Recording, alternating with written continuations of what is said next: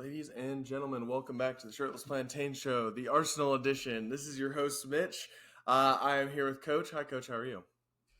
I'm doing well. I'm doing well. I'm glad that this week is over. Match Yeah, week. we've kind of dubbed this as like the Hell Week, and we are through it, which is lovely. And then we get to go to the Hell Month, which is December in the Premier League. Yep. For no goddamn reason. It's just packed to the brim with so many games. Mm-hmm. Before we get into Arsenal's draw today against Chelsea, we're going to start out with our question of the day, which was, Coach, what was your favorite subject in school when you were a kid? Well, you're probably going to say something fake. That's like not like when I was in 10th form, it was something outrageous. Form, I don't even know. Those words are like. I'm the first person in my bloodline to ever hear that combination of words ever. You're probably the first person in your bloodline to even utter them. So I don't know. I've never heard of a 10th form. Good job. My point is that British schools are fake. That's just my point that I'm just trying to get across. I don't know, man.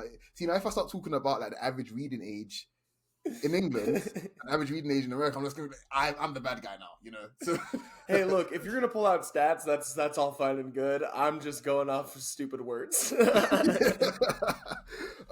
know what, dude? I think it's funny we're talking about actual, I suppose, English and shit like that. English was cool for me. English literature was cool for me. I got an A in that, actually. I did pretty well. But I think my favorite subject was probably physics. Actually, I went on to do quite a bit of that, like throughout like my education, working. So I did physics A levels as well. Then obviously I did at uni I did electrical and electronic engineering, which essentially is just a physics degree. If you don't know, it's just physics. So yeah, I think that was it. Had some fun times. What about you? I set up. You set yourself up, I guess, because you wrote this question to just to Not sound even. smart. And I cheated a bit. Like I googled because I was having a bit of a brain fog. You've seen the agenda, like it's comprehensive. So I was like, oh shit, yes. I need to do the question of the day. So I was like, what are some good opener questions? And I just found a list. I was like, oh, that's a cool question. So apologies guys for cheating.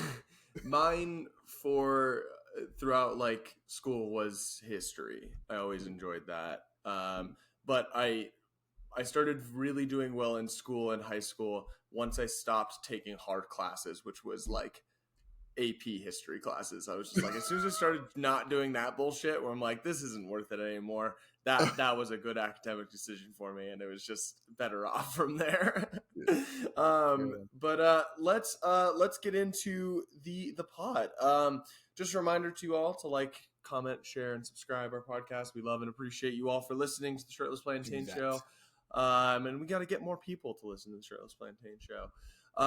We've got up and coming slate this week. We got a weekend review coming after this weekend. We got more post-match pods for Arsenal and United. And we got a coach's corner after the Brentford game if you want to hear more of this guy talking. But let's get into the game with the lineups. The biggest talking point in the lineup. And I got to say, I was not nervous for this match until I saw the lineup. Because William Saliba was nowhere to be fucking found. Mm-hmm. It was cool to see Gyökeres and Jesus back, both on the bench today. But no William Saliba. How are you feeling when you saw that, Coach? I can't lie to you, bro. I panicked, man. Like, because I woke up from my nap. I've had quite a reasonably long Sunday. So I woke up from my nap after like I dozed off from the Liverpool game, and I was just like, hang on a second, no Saliba. My first thought was Arteta has completely drawn and quartered the mole. That was my first thought, actually, because there's no more leaks. Normally we'd find out about that like 2 hours before, 3 hours before. No leaks. So that's a good thing. The bad thing is arguably the best centre back in the world isn't playing. So I was a bit worried. And the things I worried about actually transpired in the game as well, which we'll get into. But yeah, not a good look, man. You can't lose both Gabriel and Saliba going away to the team in second place or third place. You know, it's not good. Yeah, I think that was the thing that scared me the most too, is just having both of them out. Like if we lose one of Gabriel and Saliba, I think we can do okay with Hincapié and Mascara being able to fill in. But losing both of them, that's terrifying. Yeah. Because especially, and that's not to talk down about Hincapié or Mascara. They're both very, very good players. But I think center back pairings is so much about continuity. Mm-hmm. And so having at least one of our main center back duo keeps a lot of continuity across our back line. And I felt like we saw a lot of shakiness today because there were so many changes across the back line, especially with like our two leaders and vocal leaders behind our defense, like not playing. So definitely a little bit scary going into the game. Also, no Trossard. Apparently the injury picked up in midweek was a little bit more serious because he did not make the squad today. Martinelli starts in his place. Did you like Martinelli coming in to start? To be frank, no. But I was kind of hoping for Nani just as a revenge game thing. Yeah, I was hoping for neither, to be honest, actually, which sounds crazy. But a part of me wanted Odegaard to start and just give him 60 minutes. After seeing his cameo, though, again, I'm skipping ahead, sorry. I'm glad he didn't, basically. But yeah, I was hoping to see Eze on the wing. I thought it would be a different sort of challenge for Gusto is a really athletic player, and Eze is a really clever player. So I thought it would be probably a good matchup to test him there. And yeah, get away at Stamford Bridge. You want as much of the ball as you can, genuinely, and Odegaard helps with that. So that was my thinking behind it. But it is what it is. Outside of that, and then you've got Madueke and Martinez to bring off the bench. Like that is to me a perfect scenario. So yeah, it is what it is. Didn't happen that way. So. Very fair. Yeah. It was a chippy start to the game, but also just a chippy game in general. Very early on, Zubimendi gets yellow, kind of sets the tone. At the very least, and I don't want to do this. I don't ever want to give Anthony Taylor credit, but I thought he did a pretty generally consistent job today. Like, it felt like both teams were getting a lot of cards, and I think he made good decisions on the really big decisions. Yeah, I agree.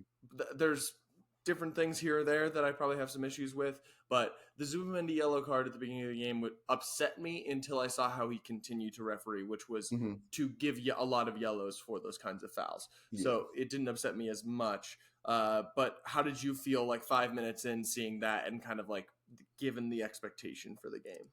I was like, oh, this is a red.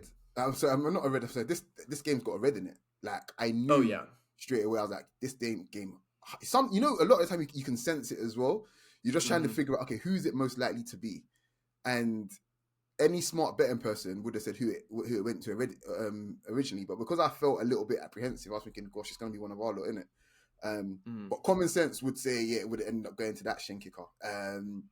But yeah, I'm going to do something crazy like you and give Anthony Taylor some credit here. I don't feel like he was in total control of the game, but I think he managed the big moments really well.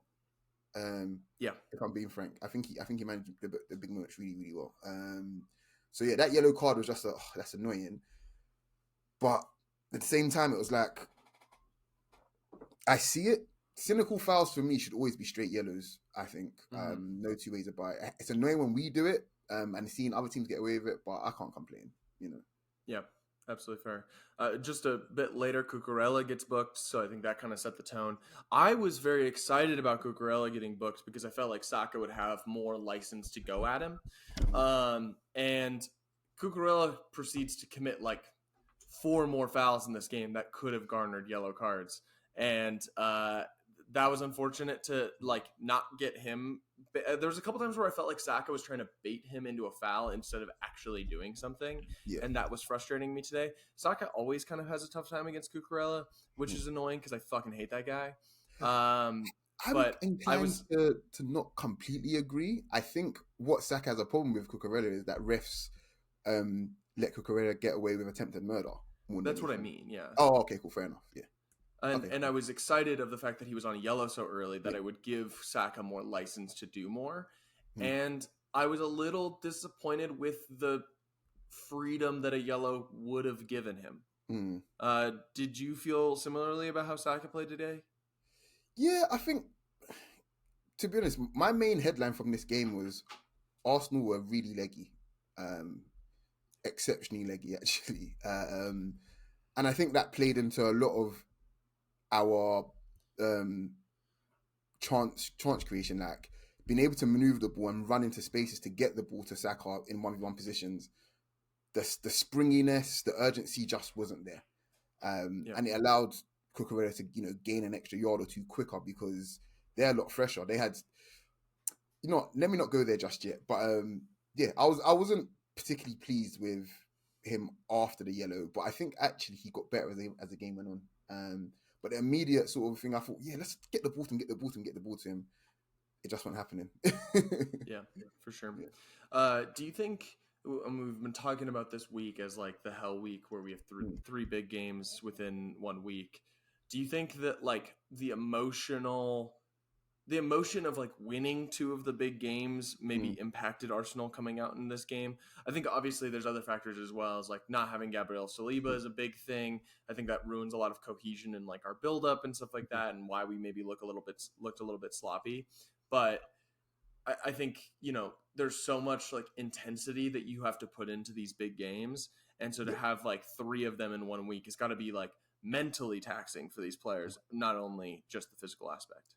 Yeah, I'm with you on that. I think as well, I suppose we kind of got lucky because I'm not going to totally disrespect Spurs and say that it was a training game for us, but we put a lot into that game. The more I think about it, looking at today, I actually realize how much we put into that game because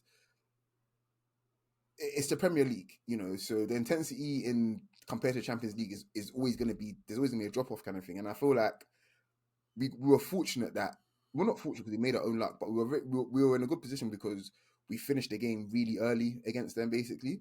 But he's still, with Arteta's demands, you're not having a day off after your 3 goals up or whatever. You're still going head and level. But then the Bayern game happened very, very soon afterwards, and I almost feel like if we swap the games a little bit, maybe if it was Tottenham than Chelsea, we probably play a lot better against Chelsea and probably have this kind of performance against Bayern Munich or something. I don't know, even though we technically can't Bayern Munich on a weekend, but you get what I mean. So the emotions definitely played a part, especially the way we beat Bayern as well. Like, it was high energy. We were really in their heads as well. So we taxed ourselves, I think. So I'm definitely with you on that. Like, the emotional side, I probably didn't consider it as much, but now I think about it, you're definitely right. Yeah. I mean, this game as a whole was very stop-start, very physical. There was a lot of cards, as we've talked about. I think, we talk about Arsenal being leggy. I think maybe the most frustrating aspect of that was that we were not retaining the ball well and winning duels. That is where Chelsea really got a foothold in the game in the first half, is by winning a lot of those aerial duels, and just like winning those second balls, that it feels like we are so... We don't even talk about how dominant Arsenal are at those, because it's just so second nature for this team. So it was a strange experience and frustrating experience when you're used to the team having the ball so much because we win it back so easily, not winning it back in those 50-50 situations. Were you frustrated by that as well? Yeah, I think the duel thing with Arsenal, it's become a meme, but it's quite literally the cornerstone of Arsenal's, I'll put in quotes there, success in recent years. If we're winning our duels, then the 3 points are as good as ours, basically. We've got away with it in the past where we've been a bit leggy and a bit what's what I'm looking for? Like lethargic. But today, against a team who, by the way, haven't beaten us in quite literally years, like years at this point, they're up for it. We're coming in there as the slight favourites, but this sort of game is going to be decided for me on who wants it more, essentially. Who wants it more? Who's going to win the physical battle? Then we play our football. Both managers probably sense that, to my mind. And I think with the gaps left that we left and the gaps that they left, we both knew that whoever is going to be more up for it physically, we win the ball high, we're in, basically. And yeah, I think that definitely played a part. I mean, you look at some of the challenges Chelsea were making. They were trying to really send a message. 100%. And I feel like that's where they got a lot of their footholds, was being able to win the ball high, capitalize on Mascara and Hincapié not being on the same page. Yeah. What the fuck was that? Is that your cat? Don't even. Whatever. Jesus. Moving on. Calafiori fouled Reece James. And what did you make of Calafiori? He got a yellow card early. When he got subbed off, I didn't realize he was on a yellow because there were so many yellows. Yeah.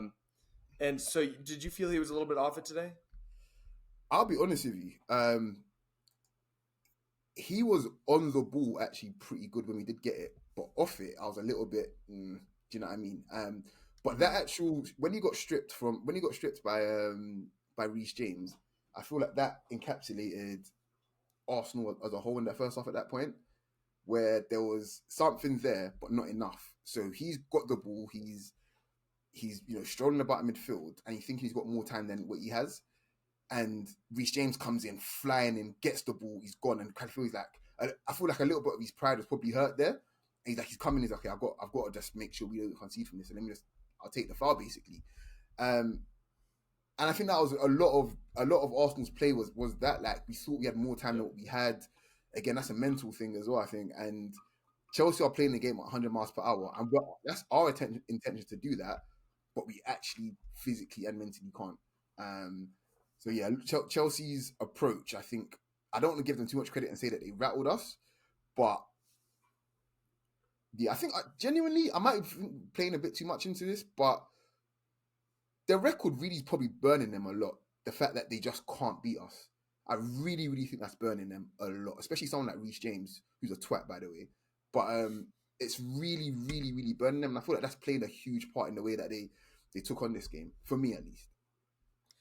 This game definitely had an energy of two teams that do not like each other. Yeah, oh yeah, for sure.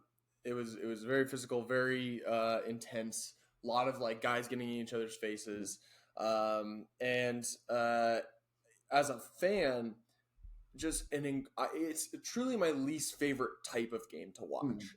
Is one that is just as stop-start as this one was, where it's just like, I mean, total in the game, first half and second half, there was 9 minutes of stoppage time.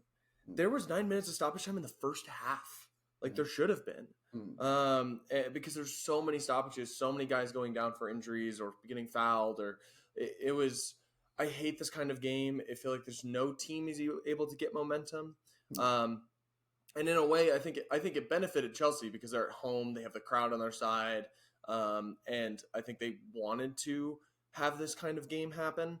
Obviously, it kind of blew up in their face a little bit. But I think they're probably still happy with the result as well. In the way that it blows up in their face, let's talk about it now. Moise Caicedo gets sent off with a straight red card.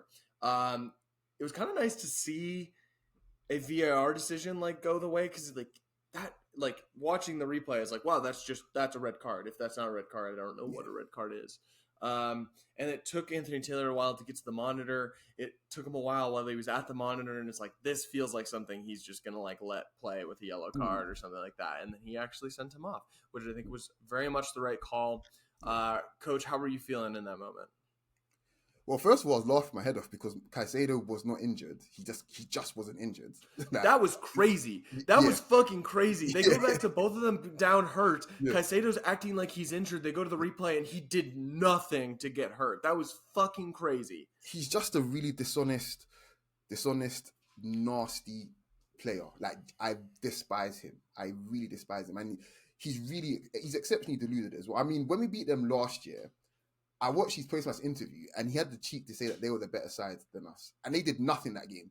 They did nothing. We literally jogged our way to a 1-0 win. And it was just like, that level of delusion was like, yeah, he really dislikes us for him to lie like that. He really dislikes us for him to lie like that, number one. And number two, like, if he's going to say something like that, then on the pitch, he's definitely going to try to get away with stuff that's under the table. But he does those sorts of tackles so much, and he's just very fortunate that a lot of the time refs aren't brave enough to send him off. But that tackle was so bad. I mean, if they decided to upgrade that to a 5-match ban, he can't complain. He genuinely can't. It was that bad.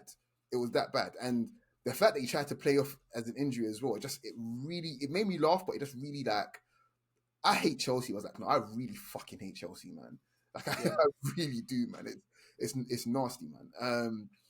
But yeah, after that, for some reason, I just had this feeling after I wasn't that confident because Chelsea and Maresca didn't even make it. If Chelsea had made a sub like to get another midfielder on or something like that, I'd have been like, oh, okay, all right, he's definitely trying to hold what he has now.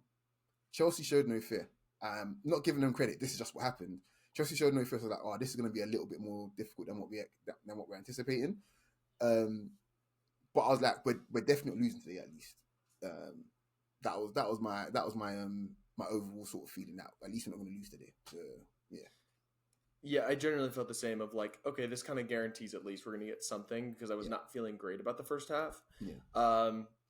And I do have to give, I'm going to give Chelsea credit. For a lot of the second half, it did not feel like they were down a man. So I have to give them credit. They stayed incredibly organized. And sorry, again, he's being fucking insane. And so we went into halftime, still 0-0, but we're up a man. Was it still just kind of the feeling of like, I mean, we had a very good chance to end the half. Martinelli's chance after the like Rice and Eze interchange is probably our best chance to the match outside of Marino's goal. And frustrating to leave that one on the table, I think, because I think it was a very, very good chance. Yeah, it was a good save by Sanchez, to be fair. It was yeah, definitely like our best sort of footballing move of the game, to be honest. But just a few things that I suppose I picked up in that first half overall from Chelsea, especially prior to the sending off, should I say. Chelsea definitely followed us around the pitch, man for man. Esteval was following Calafiori like infield, didn't matter, they were fine to do that. And then just the point of, Chelsea especially taking advantage of the fact that winning it high meant, a good chance on goal. I mean, there was a couple of chances from João Pedro. There was that, that chance from Enzo where Timber comes in last minute as well. And then the fact that Chelsea building up in like a 3-2 shape with Reece James, I suppose, dropping between the centre-backs and Esteval trying to receive outside the block, that caused us some issues. Like, genuinely caused us some issues because if we essentially go on to press kind of thing, the way we're set up today, it almost kind of felt as if it was like we wanted to go man for man, but we were caught in between every time Chelsea moved the ball. It was like, if you go man for man here, there's going to be a gap for someone. And the communication, which again comes from where? Our centre-backs, they see the whole game.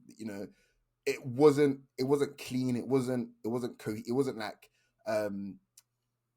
consistent. So we were kind of stuck in between going man for man and just trying to play zonally. And the fact that both Chelsea's fullbacks are tucking in as and when as well. Like, the messaging from our centre-backs, just one of Saliba and Gabriel, and that first half looks a lot different. Genuinely. Yep. That's my overall point from there, I'd say. But I want to ask you, like, just how big of a difference do you think one of them makes, not only to like the first half, but like in terms of the way we were building up? How big of a difference do you think one of them makes to our build up? A lot. I thought we were very sloppy today in our build up, and I think that impacted the game a lot. Like, not only was the game stop-start, and that didn't help us find our rhythm, but we were also just like not hitting the right guy or having a pass be slightly off that allows them to regain possession. And I think having one of Saliba or Gabriel is just shores up our defense and our ability to build out of the back way better. And that, again, is not anything about Nkapie or Mosquera. I think it's just a cohesion thing more than anything else. So going into the half, there's a lot of players on yellows. It's 0-0, but we're kind of feel like we need a spark, even though we're up a man. Did you want us to make any changes coming out of the half? Yeah, I mean, in my mind, I think the first change I wanted to make was getting Odegaard on the pitch. I just wasn't sure who I'd take him off for. But at the same time, I think I've come to accept that Zubi and Odegaard are now in a job share. I'm not 100% sure I like that. Because I think Odegaard's gifts in the final third are still really, really quite top tier. But I understand for us to evolve the way we want to go, why Arteta wants to do it, wants to essentially see things that way. But I still think in my heart that the actual midfield three, Zubimendi, Rice, and Odegaard, that's the home run for me. Secondly, I would have liked to have seen Noni on, but at the half. But at the same time, I would have been fine with Martinelli staying on at this point.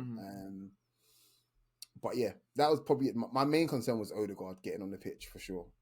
So yeah, it's a good thing I'm not a soccer manager, because I was like freaking out about both of our center backs being on yellows and was like, fuck, maybe we should bring on Lewis Skelly and Ben White and just like move Calafiori and Ben White to center backs. And luckily Arteta has a little bit more calm, but I was kind of expecting, mostly because I forgot Calafiori was on a yellow, that when Lewis Skelly was coming on, he was going to come on for Nkapie and we're going to move Calafiori inside. He comes on for Calafiori. That means we took one of our players on a yellow off. I think that was a good choice. Miles Lewis-Skelly didn't have the greatest performance of his career against Bayern in midweek. And unfortunately, it was a little bit more of the same for him today. What did you make of him after he came on? Because of because of the red card, he just spent minimal time out wide. We were trying to outnumber them there, and it didn't really work that much, to be honest. It's really, do you know what? The more I think about that first half, the more I'm getting a little not annoyed, but I'm just like, why were we so just essentially off the boil? And now I thought about it, Zubimendi not being able to get his head up played a big part for sure. Normally when teams press, he just kind of pops it through them and it's like, okay, we're out now. That didn't happen at all. And I think with Miles being introduced, them still trying to press us, him ghosting past challenges and playing players into space, playing players in space, should I say, sorry, was probably the right move, but it just wasn't happening. I genuinely think the whole team were just one organism of tiredness, if that makes sense. It just, whatever we were trying, the extra bit of energy was lacking. So yeah, 100%. I mean, coming out of the half, you expect up a man. We just made a sub. I guess Chelsea also made a sub. They brought in Garnacho for Gustavo. But you'd expect us to be the team on the front foot. That was not the case. João Pedro had an effort saved by Raya, and then they win a corner in which Saliba scores on that corner. One of those things where it's like not a goal you could really point to anyone in particular, I don't think. Raya could maybe be in a better spot for it, but that, once again, defending set pieces is another place where we especially miss Gabriel, because if he is in that position, there's no way that Chalaba's winning that header. No. So that was very frustrating to go down a goal. How were you feeling in that moment when we went down 1-0? Oh, I was just effing and blinding. Well, actually, in my head, I was just sitting there silently. I was really annoyed, but I was more annoyed at the fact that we came out cold. Basically, I thought So here's the thing, right? Arsenal have, to my mind, are probably the best second half team in the league, quite comfortably. And I was thinking, second half we'll get stronger. And then I have to remember that after the week that we've had, that's probably not going to come. And if it is going to come, it's going to come from Rice essentially willing us to it, because he's really strong in the second half as well in general. But Chelsea came out really hot. They won a foul, and then from that foul they get the free kick, and then it's a good header from João Pedro. It might have been going off target, by the way, but Raya can't actually take that chance. And then we concede from a corner that if, for example, Havertz, Gabriel, and Saliba on the pitch, probably doesn't get past doesn't get past the near post. Havertz is exceptional at the near post, so it's just it's really, really annoying that we conceded like that. But it is what it is. Yeah, it's frustrating to say that even up a man, Chelsea deserved that goal. They were playing very well. And it definitely was not against the run of play, which is, I think, an indictment of how Arsenal played today, up a man, which was frustrating. Chelsea made another change after that. Pedro came off for Delap. I was a little bit surprised that they went like for like. When I saw Pedro coming off, I assumed that it was kind of a hunker down sub of up 1-0, just want to preserve this lead and get the fuck out. But it was like for like. They kept a striker on it, and I think they, again, deserve credit for like kind of staying within their system and staying compact and not completely hunkering down, because I think if they do, I think Arsenal wins this game if they go like full defensive, because I think we would have had more of the ball. The fact that they were still able to frustrate us by getting chances and having possession, even down to 10 men, is the reason Chelsea got a point out of this game, because otherwise I don't think they're going to win it. So I think it was well done, well tactically done by them. We made some subs. Martinelli and Zubimendi came off for Madueke and Odegaard. Now, I feel like as soon as they came on, they completely changed the game. We immediately looked better. But do you not feel that there was good intention on this change? No, the intention was fine for sure, because what I think from Arteta was the idea was we were going to try to essentially play within their block, which was why we had Rice at the base, because he's gonna cover any sort of gaps. So having it with a 6 with Odegaard and Eze in front of him is fine. And then obviously with MLS playing in the middle as well, he can get the ball to them quite frequently, whether it's through carries or through passing. So the idea is fine. The idea is absolutely fine. How it transpired though, Chelsea were just really just quick. They were quicker to the ball than us. They were well placed to counter us as well. So I think that probably played a part in the sort of risk we was going to take with our passing as well. But the intention is fine. With Noni going on the left, the game is there for him to not think too much and just get balls into the box ASAP early, as early as possible. But that didn't happen either. Like, he was getting the ball and immediately he's closed down by at least one player, but then there's 2 players on him, so he's having to, the idea of him getting the ball early in now is gone. There's no point to it. It's an outswinging cross. So yeah, for sure. I do think it at least brought an injection of energy that allowed us to get our goal and equalize. Marino scores on a soccer cross. Great cross, great header. Marino continues being unbelievable as a number 9. That's amazing. I, in this moment, felt we're winning this game. We are absolutely winning this game. We are now playing like we were supposed to. We're playing like we're up a man. And we continue to fall flat after this. Were you feeling like we were going to be able to go for it? Or were you still a little bit cagey about it? I was cagey because Chelsea really were like, okay, that's fine. And they kept playing, and we tried to keep playing. We just couldn't. I do also think there was a little bit of, I wouldn't say nervousness from us, but apprehension maybe a better word here. We were probably thinking 5 points is okay. I genuinely think that some of that creeped into the players' head. Not from Arteta, because he's throwing on everybody at this point. But I think the players were probably like, yeah, because for some reason it didn't feel like Arsenal were going for the win, despite the players, the right players being on the pitch. It just didn't feel like it. The sort of runs that we'd usually make, which again comes from the players, I think that's not being all there physically today. We weren't making, to try and stretch them, to try and commit them. Like, I'm okay with Saka being our sort of go-to guy when all else fails, because it's a really good plan. It's a really good plan to start with anyway, and that's where we get a goal from. But even that really wasn't. We wasn't really pushing the button there. Do you know what I mean? It just felt really lethargic. I felt like Saka was trying to play a lot of hero ball, and it wasn't really coming off for him. Yeah. And that was unfortunate. But obviously, he did get the assist on the goal, which is great. Mm. We also made a sub later of Eze coming off for Gyökeres. Mm. I didn't think Eze had his best performance, but I think I would have done Marino for Gyökeres just to have the 1-for-1, and because I feel like we haven't seen enough of Eze and Odegaard playing together in midfield, and we saw like a taste of it against Liverpool when we were chasing that game, and we got it very briefly in this game. But I wanted to see more of it, especially just trying to go for a win. And I saw the idea of like, oh, we can kind of bring both of them higher up of Gyökeres and Marino. And Marino gets a shot off late in the game that's like kind of our best chance to get that second goal. But I think I would have liked it to keep Eze on the pitch for that extra ounce of creativity. How are you feeling about that change?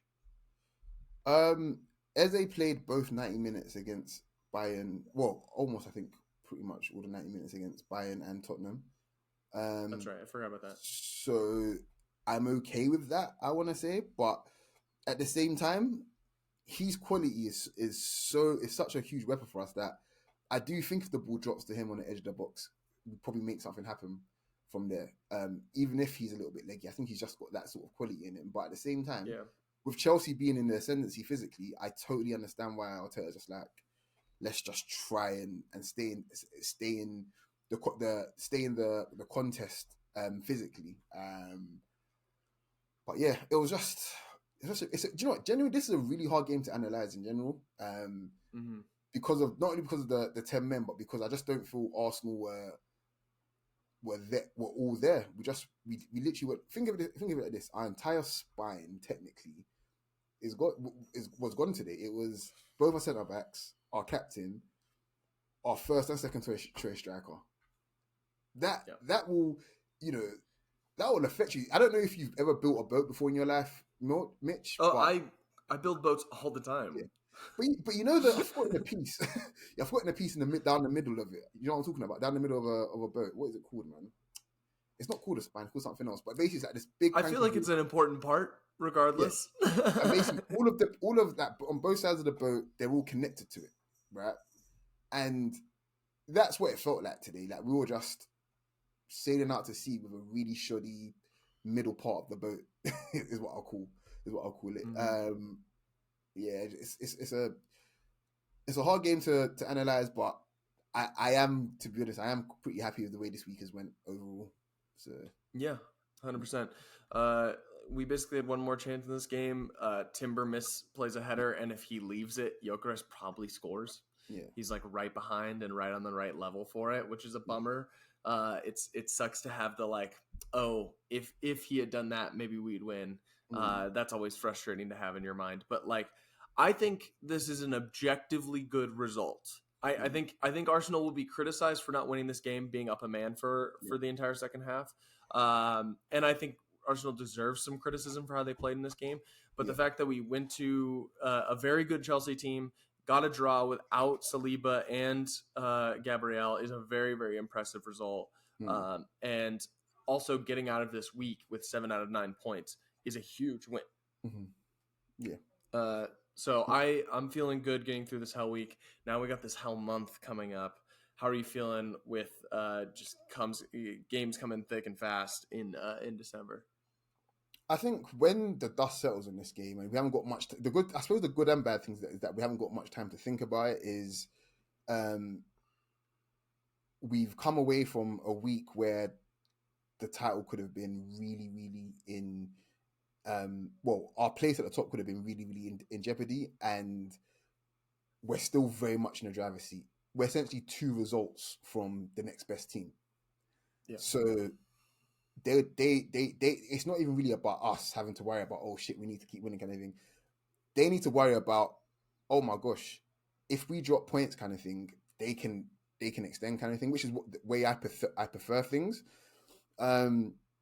But looking ahead, Brentford at home is not an easy. It's not going to be an easy fixture. They got a draw against us last season.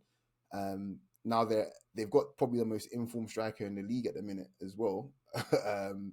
And with both our first choice centre backs not playing, that's probably could be a problem. But at the same time, I expect us to have a ton of the ball against Brentford as well. But just on the, do you know what though? Just on the, I suppose the build up to this game, they spoke about, Rice versus Caicedo and all this rubbish kind of thing.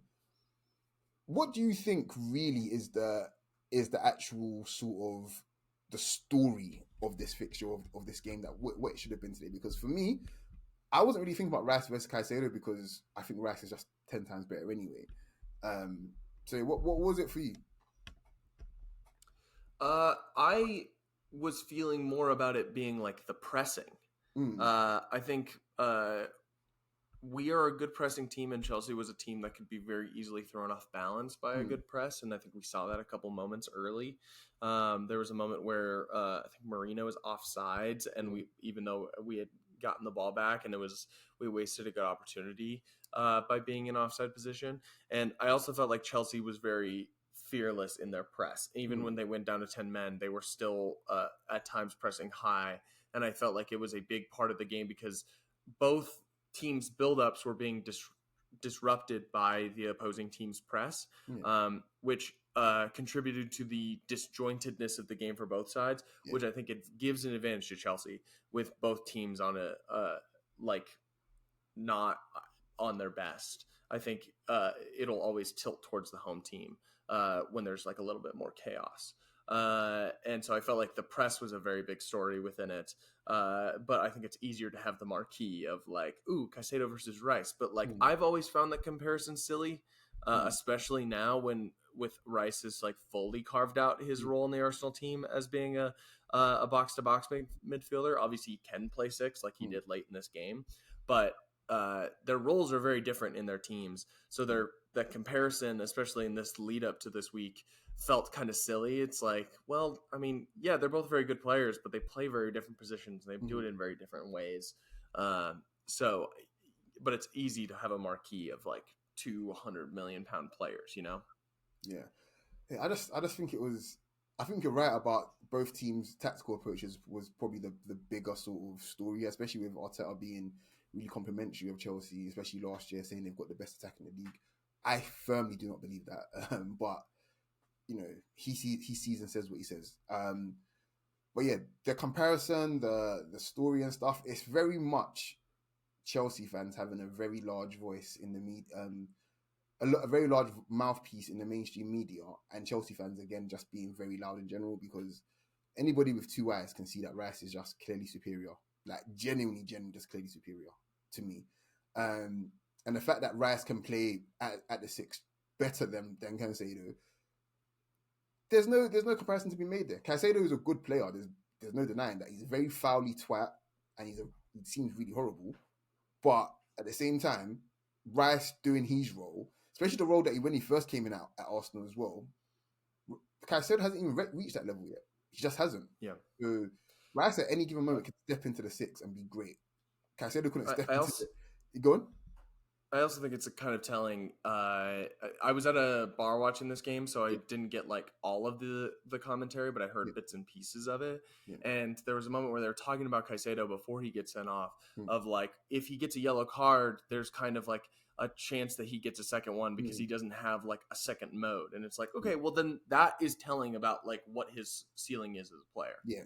Like if he doesn't have a second mode where he can change how he plays when he's on a yellow card, then he's not as like dependable of a player than he needs to be. Like you need to have that second mode and know when to step off. And if he doesn't, that's kind of a sign that that's something he very much needs to improve on. Yeah. And I was shown today with a very, very stupid tackle. Yeah. Yeah, no, for real. Because I think if he doesn't get sent off, I think if it's 11v11 the entire game, I think Chelsea win this game very easily. Yeah. I think Arsenal respond really well to adversity. That's the one thing here. If it's 11v11, maybe they win, maybe they don't. But I do think probably Arsenal have no choice but to rise it in general. I don't think Chelsea will win this game comfortably to the extent where it's like, oh, they get a couple goals, maybe win 3-1 or something like that. I don't think it's that. But they definitely stand a better chance with 10 men, with 11 men rather than 10. But I would have liked to. Arsenal responded regardless. We went a goal down, we responded, kind of thing. I would have liked to to be honest, I would have liked them to have seen them with 11v11 just to really get a good measure of them. But I'm not worried about when they come to the Emirates. I think we do them. I think by then everyone should be fit, and it's winning mode. It's like it's title mode by then. So yeah, they're literally just another 3 points on the list rather than it being Arsenal versus Chelsea. Do you know what I mean? Yeah, so, I completely agree. Yeah. I think that's all we have to say about this 1-1 draw with Chelsea. Thank you all so much for listening. Please remember to like, share, and subscribe. Coach, you know what to tell the people. Peace.